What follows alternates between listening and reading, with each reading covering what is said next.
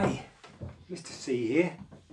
Okay, do you remember yesterday we talked about this being the next book we were going to read called The Vowel Street Party? Okay, let's have a go. Letterland is a friendly land, and one of the friendliest places there is Vowel Street. This is where the vowel men live. Mr. A, Mr. E, Mr. I, Mr. O and Mr. U and their families. One sunny day, Mr. E was in his garden. "Before I can plant my seeds, I must pull out all these weeds," he said. He pulled and pulled and pulled, but his weeds were too strong. Just then he heard a voice. "You need a spade." It was Mr. A. With his help, the job was soon done. "Time to take it easy," said Mr. E, as they both sat down on Mr. E's garden seat. From their seat they could see the rest of Vowel Street. Mr. and Mrs. I were admiring their new front door light. It came on by itself at night and shone very white and bright. Mr. and Mrs. O were both opening the windows of their dome home to let in all the sunshine. They could even hear Mr. U playing the flute in his music room, as usual. The two vowel men agreed that Vowel Street was a very nice place to live. "We should have a party," said Mr. A. "A street party," agreed Mr. E. Next door, Mrs. I heard them talking. "What a good idea," she cried. Soon the 5 vowel families had everything planned. Mr. O and his wife put up notices all over Letterland so everyone would know where to go. On the day of the party the sun shone, bright and clear. Mr. and Mrs. A and their children set out the tables all the way down Vowel Street. Mr. E and Mr. A brought the tea, Mr. and Mrs. I brought the ice creams, and old Mr. O and Mrs. O sold hot baked potatoes. "My family and I will play some music," said Mr. U. Soon Vowel Street was full of people having a lovely time. Mr. U and his family were about to begin their concert. Mrs. U had glued a notice to the music room door. "Vowel Street Party Concert, instruments, flute, lute and ukuleles." The whole family were dressed in smart blue uniforms. Mr. U played some jolly tunes on his flute, Mrs. U played the lute, and their 2 children played their ukuleles. Even Vase of Violets joined in, playing some tiny violins. In the corner, poor Peter sat playing the piano. On top of Mr. O's stall was a large yellow arrow. "Just follow the arrow," called Mr. O. "Tasty baked potatoes, just ready to go." Along came Jumpin Jim. "Hello, young fellow," cried Mr. O. "Would you like a baked potato or 2? "I'll have 6 baked potatoes, please," replied Jumpin Jim. "6?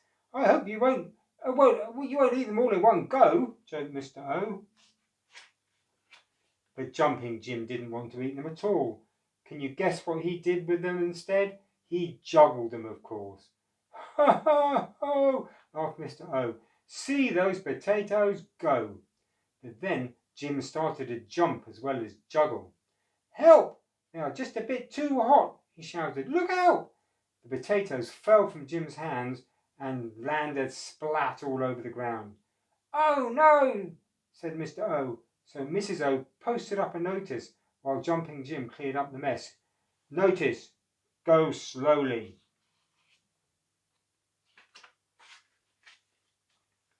Further up the street, Mr. and Mrs. I were selling all kinds of ice cream. "Nice ice cream, I like it, you like it, everybody likes it," they cried. There was a sign behind the store: "Private Ice Supplies." "5 fine ices for me, please," said Fireman Fred. Quarrelsome Queen was next in line, but she couldn't find an ice cream that she liked. "Well, why not try mine?" said Mrs. I. "Take a bite, you might like it." But Quarrelsome Queen didn't. "Never mind," smiled Mrs. I. Mr. E was performing easy magic tricks for everyone to see. First, he took Max's cap. With a flash of magic sparks, he turned it into a brand new cape for Kicking King. Then he took a tiny little pin and turned it into a big pine tree. Then He took an old tub and turned it into a shining new tube. Ah, but I was going to plant my flowers in that tub, cried Ticking Tess. Don't worry, said Mr. E. I'll take away my magic.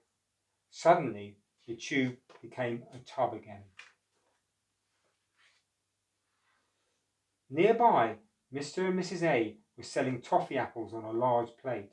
Tasty toffee apples to take away, shouted Mr. A. Don't delay, pay today. Hundreds of apples were packed in crates. A big pan of toffee was bubbling away, but Mr. A was so busy that he didn't see the toffee bubbling up and out of the pan. Soon there was sticky toffee all down the street. Mr. A looked at the mess in dismay. He put up a sign. Danger, unsafe, stay away. No more toffee apples today, said Mrs. A. By now, the food was ready on the tables. It was time for the party to really begin. Don't race, shouted Mrs. A. There's lots of space. But just as everyone sat down, pitter-patter, pitter-patter, pitter-patter, wet spots appeared right across the tablecloth. It was raining. Rain, rain, go away, come again another day, cried Mr. A. Oh no, what a blow, moaned Mr. O. The sunshine was so fine, sighed Mr. and Mrs. I. We can't eat in a wet Vowel Street, said Mr. E. Suddenly, out from the music room rushed Mr. U. In his arms he had hundreds of umbrellas. Mr. U to the rescue, he cried. Bravo, called Mr. O. Everyone helped to open the umbrellas, and because they were Letterland umbrellas, they hovered over the long line of tables, keeping everyone snug and dry.